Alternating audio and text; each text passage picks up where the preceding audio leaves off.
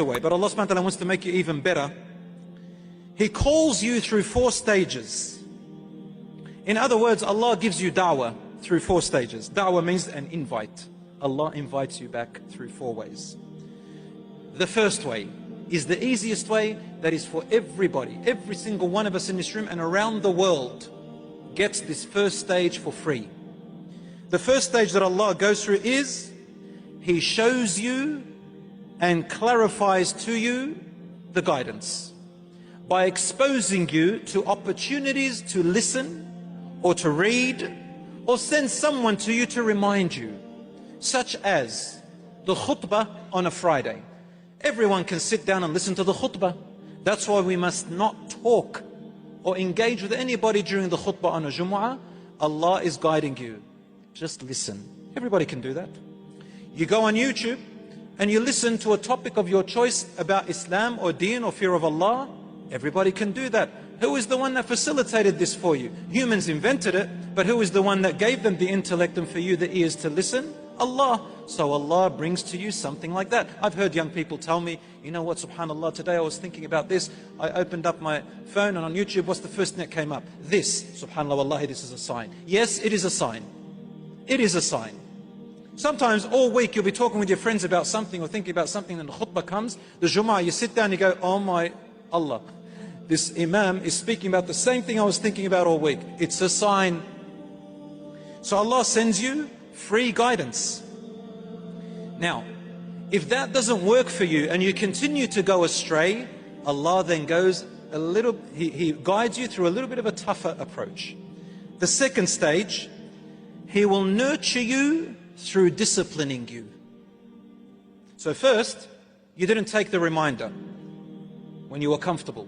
So then Allah nurtures you by disciplining you. Now I want you to think about discipline in relation to parents. Someone who cares about you. If your mother or father discipline you, or you discipline your children, is it a good thing or a bad thing?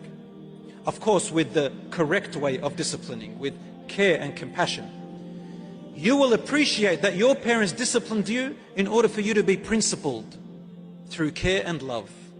Even sometimes it may be harsh for you, such as confiscating your phone or confiscating your whatever is distracting you.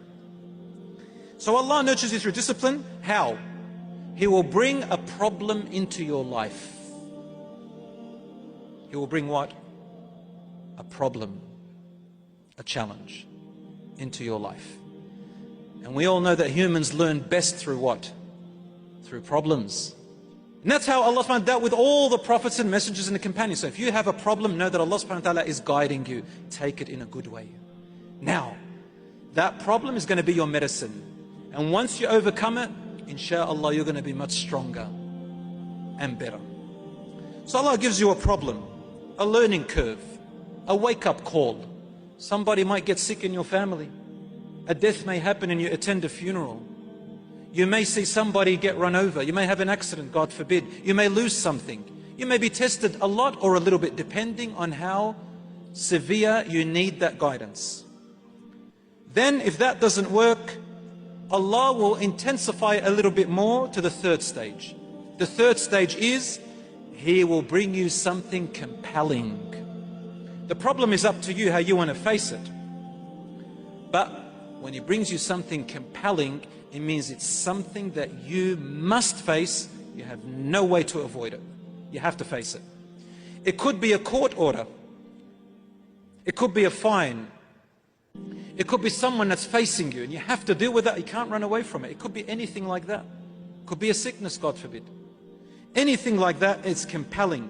A suffering and a minor punishment. Allah says, وَلَنُذِيقَنَّهُم مِّنَ الْعَذَابِ الْأَدْنَى دُونَ الْعَذَابِ الْأَكْبَرِ لَعَلَّهُمْ يَرْجِعُونَ.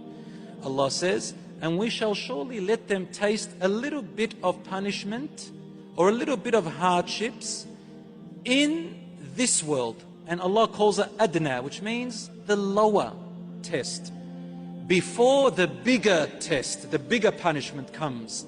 Why? Allah says, لَعَلَّهُمْ يَرْجِعُونَ, in the hope that they will return. So why are little punishments happening to you in this world? In the hope that you may what? Return. so you can stand up again.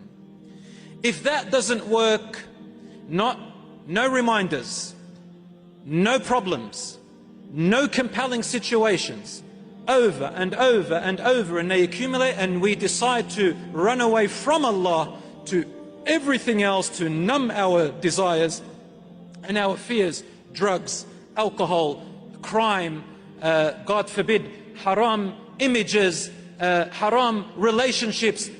After all these 3 stages, if nothing works and reminders come again and again, then the catastrophe happens. And I'm going to finish it with this.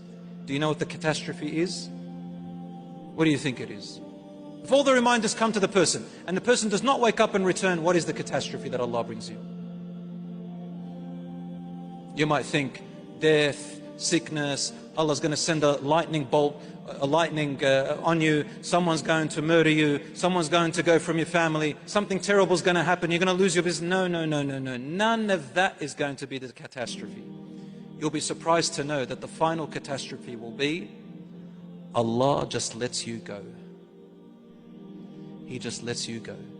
Do whatever you want. Make as much money as you want. Fulfill your every piece of desire that you ever want.